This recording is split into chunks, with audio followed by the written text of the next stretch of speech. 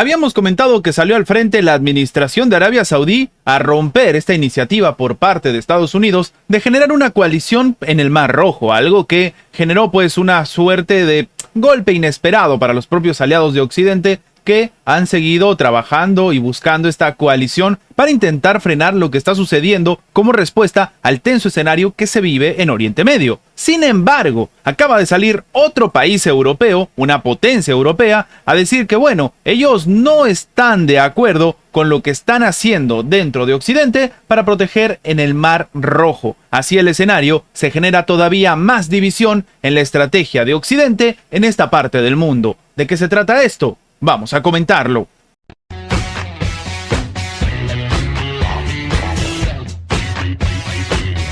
El presidente del gobierno de España, Pedro Sánchez, ha dicho que la misión naval de la Unión Europea, Atalanta, no tiene las características para defender al Mar Rojo y al Golfo de Adén de los ataques de los rebeldes hutíes de Yemen contra los buques mercantes, y carga nuevamente en contra de Occidente. El mismo dice que consideran que Atalanta no tiene las características ni es de la naturaleza de la operación que exige para el Mar Rojo. En Atalanta, lo que estamos haciendo es luchar contra un fenómeno particular de la piratería, y el Mar Rojo, la situación es completamente distinta. Esto, por ejemplo, es que el riesgo es diferente y evidentemente la naturaleza del desafío es completamente distinta. No tiene nada que ver una operación con la otra, terminó declarando Sánchez ante la prensa. El líder resaltó que el compromiso de España con la Organización del Tratado del Atlántico Norte, es decir, con la OTAN y con la Unión Europea, es total y absoluto. Y el país, está dispuesto a formar parte de una operación especial para proteger la marina mercante en el Mar Rojo, pero no bajo los auspicios de la misión de Atalanta. De acuerdo con Sánchez, el compromiso de España es en las misiones de paz de la OTAN, que se reflejan en que el país de la Unión Europea participa en la mayor cantidad en número de misiones en el exterior,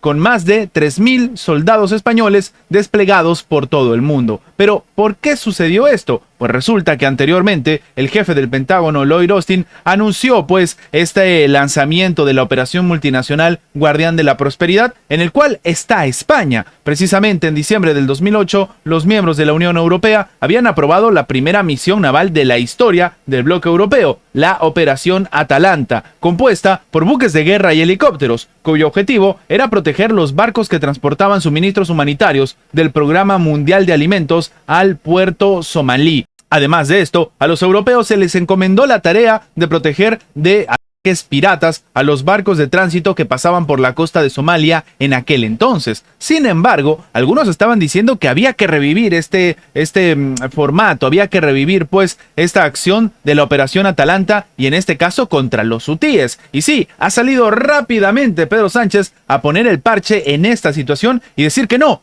están capacitados para hacerlo. Y entonces la pregunta empieza a ser obvia. ¿Cuál es la misión o qué es lo que van a hacer entonces estos países de Occidente en esta coalición que ya ha empezado a demostrar cada vez más división que otra cosa? Y más importante aún, ¿por qué tiene que salir al frente el presidente español de una vez a decir que por si acaso ellos no pueden ejecutar este tipo de iniciativa? Claro, también llama la atención porque ni bien dice eso, como hemos comentado, sale a decir que ellos están muy comprometidos con la Unión Europea y con la Alianza Atlántica, y claro, ellos pueden demostrarlo porque participan en muchas misiones, pero cuando se les está necesitando o cuando se está buscando iniciativas, no se puede contar con España, lo cual también hace un eco obvio de lo que ha sucedido entre España e Israel. Recordemos que incluso han llamado a los propios embajadores de cada uno de estos países a que den o rindan cuentas de lo que está pasando en una tensa situación entre ambos países, una crisis diplomática que se está viviendo, y a pesar de todo esto, España está en esta coalición. Y sí,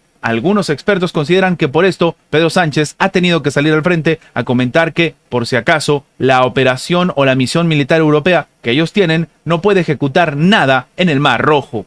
El ejército de Israel se encuentra en alerta máxima y, en este caso, en un estado de muy alta en la frontera del país hebreo con el Líbano, por lo que se posiciona listo para atacar. Esto lo ha comentado el jefe del Estado Mayor de las Fuerzas de Defensa de Israel, Herzi Halevi. El mismo dice que, por si acaso, se ha evaluado este 27 de diciembre la situación en el Comando Norte de las Fuerzas de Defensa de Israel y se aprobaron planes de acción. En particular, lo que se dice es que la prioridad de los uniformados en la zona es garantizar el regreso seguro de los residentes del norte de Israel a sus hogares, lo que va a terminar tomando tiempo. Lo que él mismo dice es que el día de hoy se aprobaron los planes para diferentes opciones de desarrollo de un suceso y deben estar listos para atacar si es necesario. Tanto las fuerzas de defensa de Israel como su comando del norte se encuentran en estado de alerta muy alta. Hasta ahora, la campaña se lleva a cabo de forma fiel y cuidadosa y debe continuar, terminó sosteniendo el alto funcionario. Ahora, el ministro de Defensa de Israel, Yoav Gallant, no ha descartado, el 25 de diciembre curiosamente, que se llegaran pues a acuerdos que permitan el regreso a sus hogares de los habitantes del norte del país. ¿Qué es lo que ha pasado? Medios de comunicación de Israel informaron el martes 26 de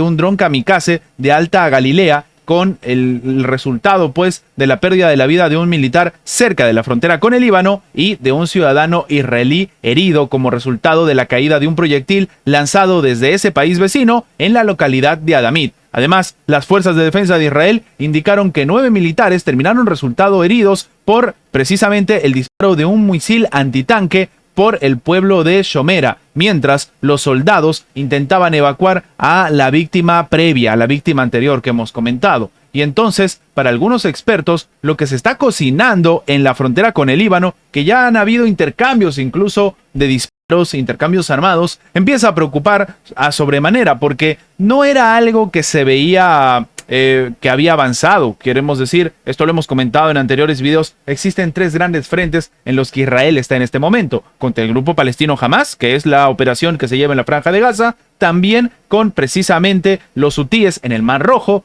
pero existe un tercer eje que en este momento ha estado más o menos enfriado, no ha habido mayor movimiento o mayor disrupción, que es precisamente este conflicto que se vive con los representantes del Hezbollah. Y evidentemente esta situación tan tensa que se está viviendo empieza a preocupar, tomando en cuenta que para muchos expertos el Hezbollah de todas maneras en su momento lanzó una fuerte amenaza. Dijeron que ellos iban a participar de manera activa en el conflicto y se están viendo movimientos y se están desatando ciertas acciones que empiezan a preocupar para el propio gobierno israelí. Por eso se están planteando esta situación de quedarse en alerta máxima. Si esta situación se termina confirmando o si Israel, que está lista para atacar, termina ejecutándolo, podríamos ahora sí hablar de un conflicto todavía mayor, porque habría que ver qué otros actores se unen a lo que está sucediendo precisamente entre el Líbano e Israel. Una situación que no se debió dar porque no es la iniciativa de la respuesta cuando se llevaron a ataque los ataques de Hamas,